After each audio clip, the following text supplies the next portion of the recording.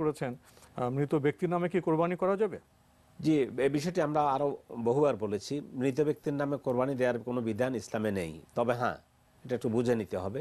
মৃত ব্যক্তি যদি ওসিয়ত করে যায় যে আমার মৃত্যুর পরে তোমরা এভাবে কোরবানি করবে, তাহলে এটা দেবে, এটা করা যাবে।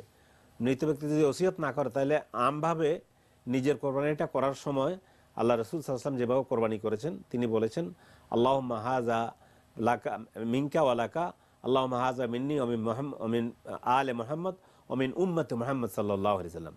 রাসূল সাল্লাল্লাহু আলাইহি ওয়াসাল্লাম একটা পশু কোরবানি করেছেন, করার সময় তিনি বলেছেন এটা পুরো আমার, উম্মতের নামে।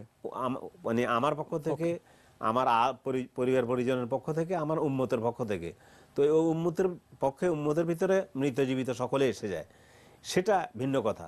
কিন্তু স্পেসিফিক একেবারে মৃত ব্যক্তির নামে কোরবানি দেওয়ার ব্যাপারে কোরআন সুন্নাহয় কোনো নির্দেশনা আসেনি। তাহলে কেউ যদি আপনার দিতে চান, ওইভাবে দিতে পারেন যে আমার যারা মারা গেছে, আমার আত্মীয় স্বজন, আমার মুসলিম ভাই বোন, জি, তাদের পক্ষ থেকে দিচ্ছি, এভাবে দেওয়া যায়। সেটা বলা যেতে পারে যে এটা আল্লাহ আমার পক্ষ থেকে, আমার যারা আত্মীয় স্বজন মারা গিয়েছে, মানে মানে যারা নেই আত্মীয় স্বজনের পক্ষ থেকে, তখন সেটার ভিতরে ওই মৃতরা চলে আসবে, এটা হইতে পারে। অথবা